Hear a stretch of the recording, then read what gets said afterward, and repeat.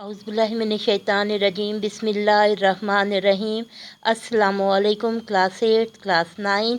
ये आपकी उर्दू की क्लास 9 की किताब है। इसका पेज नंबर 44 सफ़ा नंबर 44 देखिए।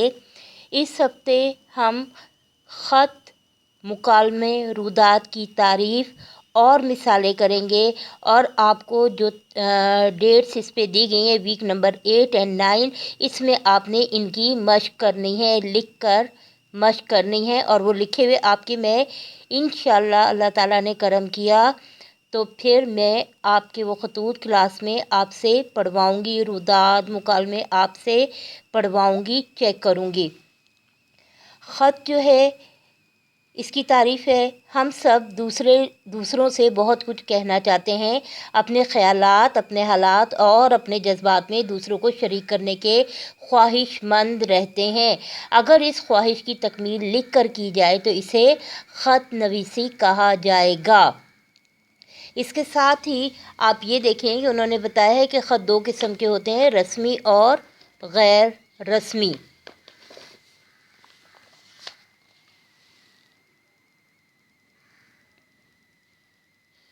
ख़त के बारे में ये भी जानते चलें कि ख़त को आधी मुलाकात भी कहा जाता है। ख़त में हम अपने ज़ाती और शख्सी जज्बात और एहसासात को बेतकल्लुफ़ी के साथ अहाते तहरीर में लाते हैं। इस तरह हम एक दूसरे को देखे बग़ैर एक दूसरे के हालात से बाखबर और आगाह हो जाते हैं। ख़त लिखते वक्त ये समझना चाहिए कि मकतूब अलैह जिसे आप ख़त लिख रहे हैं आपके सामने बैठा है और आपसे मुकालमा कर रहा है, इसीलिए उसकी उम्र, ओहदे और मुकाम मर्तबे का लिहाज रखते हुए ख़त लिखना चाहिए। ख़त निजी या ज़ाती भी होते हैं, सरकारी, दफ्तरी या तिजारती और कारोबारी और अमूमी, रस्मी और गैर रस्मी ख़त भी हो सकते हैं। ख़त लिखते वक्त मुतालिका किस्म के खतूत, अंदाज़ और उसलूब अपनाना चाहिए। इम्तहानी नुक्ते नज़र से अगर देखा जाए तो ख़त के कुल नंबरों में से आधे नंबर मुकामे रवानगी, तारीख़, आदाब व अलक़ाब और इख्तिताम के होते हैं और आधे नंबर नफ्से मज़मून या मतन के होते हैं। सबसे पहले कागज़ के दाएं जानिब मुकामे रवानगी, उसके नीचे उर्दू अंदाज में तारीख़ लिखिए। इससे अगली सतर में सफ़े की कदरे दरमियान में मकतूब अलैह को उसकी उम्र, ओहदे, मुकाम और मर्तबे के एतबार से मुखातिब किया जाता है।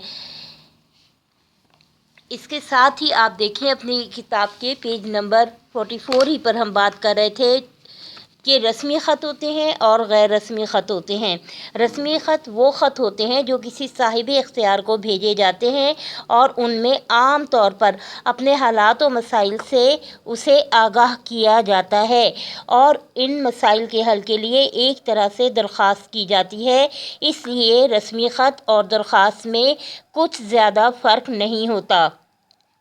अखबारात के मुदीरों को लिखे गए खतूत भी रस्मी खतूत कहलाते हैं, जबकि गैर रस्मी खतूत वो हैं जो अपने दोस्तों, अजीज़ों, वालिदैन और बेतकल्लुफ़ जानने वालों को भेजे जाते हैं। चूँकि उन खतूत में अपने जज्बात और ख़यालात का बेसाख्ता ज़िक्र होता है, इसलिए इन्हें आधी मुलाकात भी कहा गया है। एक अच्छे ख़त के लिए ज़रूरी है कि ख़त इस तरह लिखा जाए जैसे मकतूब अलैह आपके सामने बैठा है और आप उससे बातें कर रहे हैं। एक अच्छे ख़त में बेतकल्लुफ़ी से मगर मकतूब अलैह के मर्तबे और उससे अपने रिश्ते का लिहाज रख कर बातें लिखी जाती हैं। तहरीर के हुस्न का ख़ास ख्याल रखा जाता है। ख़त के हिस्से दर्ज झैल होते हैं। नंबर 1 मुकामे रवानगी और तारीख़,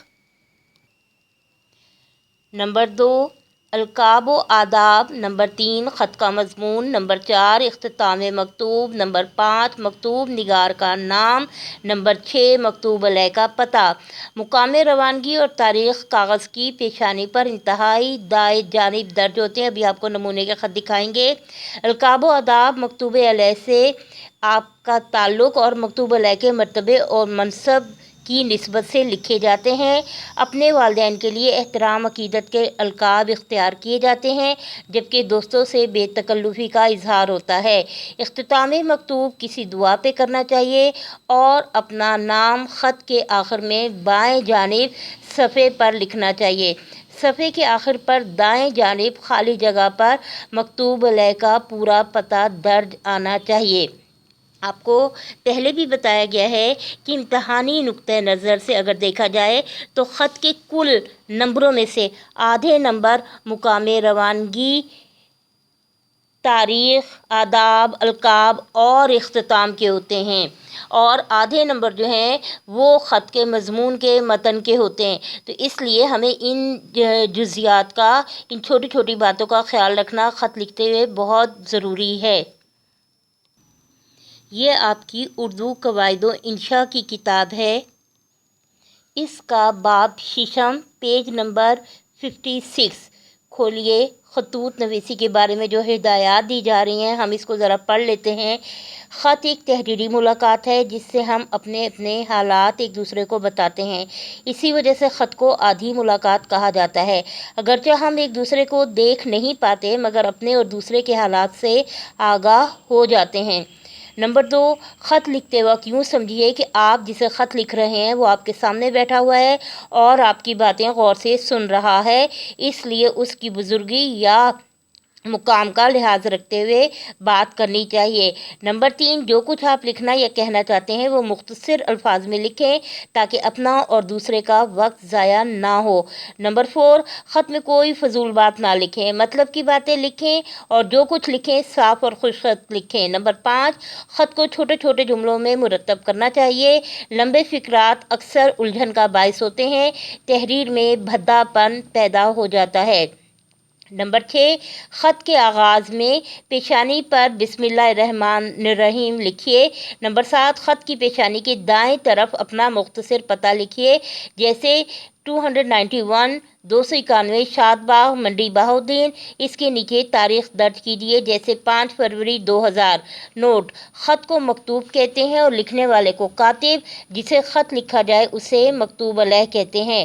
خط کے جو حصے بتائے گئے ہیں وہ ہیں، عموماً خط مندرجہ ذیل حصوں پر مشتمل ہوتا ہے۔ نمبر 1، مقام روانگی و تاریخ۔ نمبر 2، القاب۔ نمبر 3، آداب و تسلیمات۔ نمبر 4، خط کا مضمون۔ نمبر 5، اختتام مکتوب۔ نمبر 6، کاتب یا خط لکھنے والے کا نام اور پتہ، اور نمبر 7، مکتوب علیہ کا پتہ۔ اب آپ کو چند مثالیں دکھائی جا رہی ہیں خط کی۔ یہ ہے خط تاجر کتب کے نام: 178 178 بغداد روڈ، بہاولپور۔ ہم یہاں پہ لکھ سکتے ہیں کمرہ امتحان، اسلام آباد۔ تاریخ جو بھی تاریخ ہوگی وہ لکھی جا سکتی ہے، یہاں لکھی ہوئی ہے 23 اپریل 2008۔ مکرمی جناب مینیجر صاحب، سرتاج بک ڈپو، سیالکوٹ۔ السلام علیکم۔ براہ کرم مندرجہ ذیل کتب پر بہت جلد بذریعہ VPP ارسال فرما کر نوازیں، کرم ہوگا۔ نمبر 1، اسلامی جنگیں جلد اول، دوم سوم۔ نمبر 2، اردو قواعد و انشاء برائے نہم دہم۔ نمبر 3، فارسی گرامر برائے جماعت نہم دہم۔ نمبر 4، سرتاج اللغات اردو۔ اور انتہائی بائیں جانب ہے مخلص حافظ عثمان طارق۔ ایک خط یہ ہو گیا، ٹھیک ہے، جس میں تاجر کتب کو آرڈر دیا گیا ہے کہ وہ یہ کتابیں آپ کو بھجوا دیں۔ دوسرا خط دیکھتے ہیں، ہمسائے کے نام ہے جلال پور عیسیٰ خیل، ضلع میانوالی۔ یہاں پر ہم لکھ سکتے ہیں کمرہ امتحان، اسلام آباد۔ تاریخ جو بھی ہوگی وہ لکھی جائے گی، یہاں لکھی ہے 13 فروری 2008۔ مکرمی جناب اورنگزیب صاحب، السلام علیکم۔ آپ جانتے ہیں کہ ہمارے اسکول کے امتحانات قریب آ رہے ہیں۔ دن اسکول میں گزر جاتا ہے اور رات کا وقت ہی ایسا ہوتا ہے جس میں طالب علم پڑھ کر امتحان کے لیے تیاری کر سکیں۔ مجھے معلوم ہے کہ آپ کو موسیقی بہت پسند ہے اور عام طور پر آپ کا ریڈیو چالو رہتا ہے، ہر وقت آن رہتا ہے، اور آواز بھی عموماً اونچی ہوتی ہے، جس سے میرے مطالعے کی یکسوئی ختم ہو جاتی ہے۔ لہٰذا التماس کرتا ہوں عرض کرتا ہوں، گزارش کرتا ہوں کہ اگر رات کو ریڈیو سے شغل نہ فرمائیں تو احسان ہوگا۔ اگر ریڈیو سننا لازمی ہو تو آواز کو اتنا مدھم آہستہ کریں کہ آواز آپ کی دیواریں عبور نہ کر سکے، یعنی آپ کے گھر کی چار دیواری سے آواز باہر نہ آئے، تاکہ میں بھی کچھ پڑھ کر آپ کو دعا دوں۔ امید ہے آپ ممنونیت کا شکر گزاری کا موقع دیں گے۔ اور انتہائی جانب ہے فقط وسلام، مخلص ملک کرم حسین۔ اسی طرح ایک اور خط دیکھ لیتے ہیں، ایڈیٹر کے نام ہے یہ خط بھی، 208 پیپلز کالونی گجرانوالہ، 1 ستمبر 2008۔ آپ اپنا ایڈریس لکھیں گے، جیسے کمرہ امتحان اور کمرہ امتحان اسلام آباد، اور جو تاریخ ہوگی وہ لکھیں گے۔ مکرمی جناب مینیجر ماہنامہ نقوش لاہور، السلام علیکم۔ ملتمس ہوں کہ آپ اپنا باوقار رسالہ ماہنامہ نقوش بھیج کر ممنون فرمائیے۔ رسالہ بذریعہ VPP بھیجیں اور 1 سال کے لیے میرے نام جاری کر دیں، ممنون ہوں گا۔ وسلام، مخلص خرم شہزاد۔ یہ وہ چیز ہے جو کہ آپ کو لکھنی آنی چاہیے۔ یہاں پر آپ کو نمونے کے کچھ خط دکھائے جا رہے ہیں، اور اس کے بعد پریکٹس کے لیے، مشق کے لیے آپ کو کچھ موضوعات دیے جائیں گے جن پر آپ نے خط لکھ کر رکھنے ہیں۔ اور یہاں پر جب آپ، جس طرح میں آپ کو شروع میں بتا رہی ہوں کہ یہاں آپ لکھ سکتے ہیں کمرہ امتحان اسلام آباد، تاریخ جو ہے وہ لکھتے ہیں، جو عنوان دیا گیا ہے، جو موضوع دیا گیا ہے، اس کے مطابق آپ نے خط لکھنا ہے۔ والسلام میں آپ الف بے جیم بھی لکھ سکتے ہیں اور اپنا نام بھی لکھ سکتے ہیں، ٹھیک۔ یہاں ایک اور خط دکھایا جا رہا ہے، اپنی والدہ صاحبہ کے نام خط لکھیں جس میں ان کی خیریت دریافت کیجیے۔ کمرہ امتحان، 1 جون 2019۔ محترمہ امی جان، السلام علیکم۔ میں نے 31 اپریل کو آپ کی خدمت میں خط لکھا تھا، آج تک انتظار کر رہا ہوں کہ آپ کا گرامی نامہ آئے تو جواباً کچھ عرض کروں، مگر منتظر ہی رہا۔ اب مئی کا مہینہ ختم ہونے کو ہے اور جون کی آمد ہے۔ یہ مہینہ خصوصی طور پر گرم ہوتا ہے، اس لیے موسم گرما کی تعطیلات اس مہینے میں ہوا کرتی ہیں۔ امید ہے 10-12 تاریخ تک تعطیلات ہو جائیں گی اور میں فوراً آپ کی خدمت میں پہنچنے کی کوشش کروں گا اور گھر آ کر ابا جان کا ہاتھ بٹاؤں گا اور کاشتکاری میں ان کی مدد کروں گا۔ مجھے ہر وقت آپ کی صحت کا خیال رہتا ہے۔ خدا کرے کہ آپ کا سایہ ہمیشہ ہمارے سر پر قائم رہے اور ہم آپ کی دعاؤں کی برکت سے اس قابل ہو جائیں کہ ملک اور قوم کی خدمت کر سکیں۔ میں ہر نماز میں آپ کے لیے دعائیں مانگتا ہوں۔ آپ کی دعاؤں نے مجھے 10ویں جماعت میں پہنچایا ہے اور آئندہ بھی میری ترقی میں رفیق رہیں گی۔ زیادہ آداب، آپ کا بیٹا الف بے جیم۔ یہ خط بھی دیکھ لیتے ہیں، چھوٹے بھائی کے نام، انٹرنیٹ کے فوائد اور نقصانات کا خط ہے، اور اگر موبائل کے فوائد اور نقصانات آ جائے تو آپ انٹرنیٹ کی جگہ موبائل کر لیں۔ کمرہ امتحان، 5 مارچ 2019۔ عزیزم برادم عاطف، السلام علیکم۔ میں بخیریت ہوں اور آپ کی خیریت خداوند کریم سے نیک مطلوب ہوں۔ صورت احوال کہ مجھے انور بھائی نے بتایا ہے کہ ابا جان نے آپ کو انٹرنیٹ کی سہولت فراہم کر دی ہے۔ میں چونکہ ملازمت کے حوالے سے آپ سے دور ہوں، اس لیے میرا دل چاہتا ہے کہ آپ کو انٹرنیٹ کے فوائد و نقصانات سے آگاہ کر دوں تاکہ آپ انٹرنیٹ سے صحیح طور پر مستفید ہو سکیں۔ عزیزم، انٹرنیٹ نے جغرافیائی فاصلوں کو کم ہی نہیں بلکہ اسے ختم کر دیا ہے۔ اس کے ذریعے فاصلاتی گفتگو نے باہمی میل جول میں گراں قدر اضافہ کیا ہے۔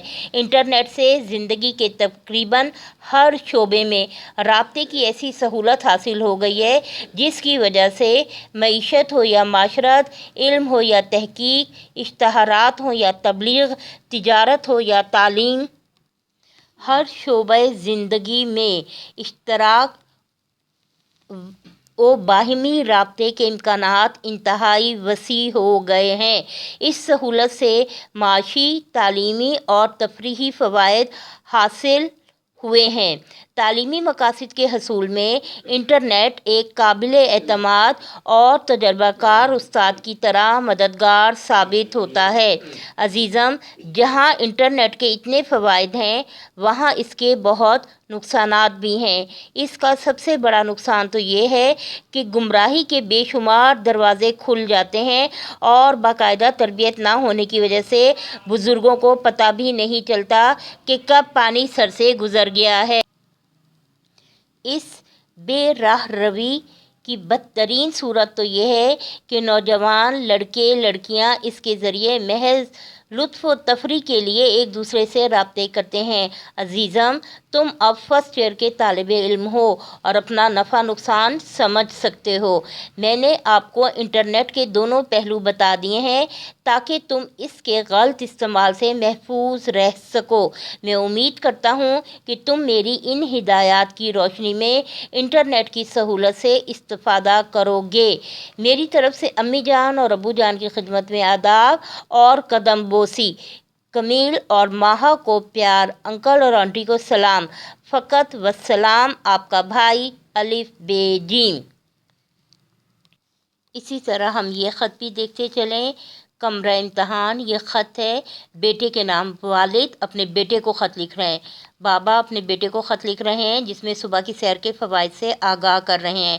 کمرہ امتحان، 5 مارچ 2013۔ عزیز بیٹے عاطف، کافی عرصے سے تمہارا کوئی خط نہیں ملا۔ امید ہے کہ آپ خیریت سے ہوں گے۔ البتہ تمہارے ایک دوست کا خط ملا ہے جس میں اس نے ایک بات کی طرف نشاندہی کی ہے کہ آپ صبح دیر سے اٹھتے ہیں اور صبح کی سیر کو بھی نہیں جاتے۔ تم جانتے ہو کہ صبح کی سیر کے کتنے فوائد ہیں۔ صبح کی سیر سب سے اچھی اور مفید ورزش سمجھی جاتی ہے۔ اس سے آپ کی روح اور آپ کے ذہن کو اطمینان حاصل ہوتا ہے۔ اس سے آپ قدرت کے نزدیک بھی رہتے ہیں۔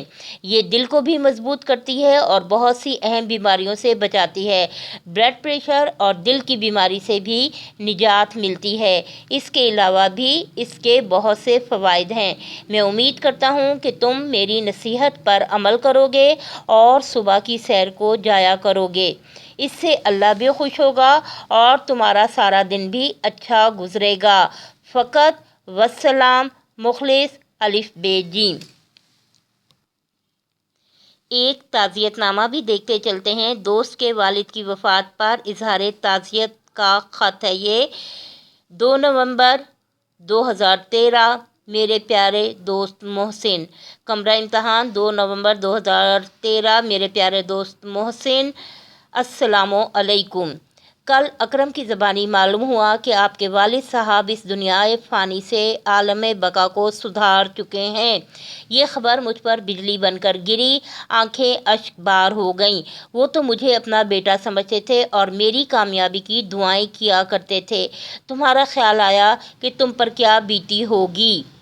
باپ کے اٹھ جانے سے تو دنیا ویران ہو جاتی ہے، دل کی کائنات لٹ جاتی ہے، پیار کا سائبان سر سے اتر جاتا ہے اور دعاؤں کے خزینے سے انسان محروم ہو جاتا ہے۔ محسن، باپ شفقت کا پیکر اور محبت کا مجسمہ ہوتا ہے۔ یہی ایک ہستی ہے جس کی محبت بے غرض اور بے لوث ہوتی ہے۔ میں آپ کو کیسے تسلی دوں؟ صرف رسمی الفاظ ہی میں خداوند تعالیٰ آپ کو اس صدمے کو جھیلنے کا حوصلہ عطا کریں۔ انسان مشیت عزیز کے سامنے بے بس ہے، اسے دم مارنے کی مجال نہیں۔ خدا کے آئین میں کوئی تبدیلی نہیں لا سکتا۔ موت کا ایک دن معین ہے، اس مقرر وقت کو ٹالا نہیں جا سکتا۔ بقول انیس، رک جاتی ہے شمشیر کی ضربت تو سپر سے، ساعت وہ اجل کی ہے کہ ٹلتی نہیں سر سے۔ ایسے موقعوں پر انسان صبر و شکر کے سوا اور کیا کر سکتا ہے؟ صبر کرو اور نماز پنجگانہ ادا کیا کرو۔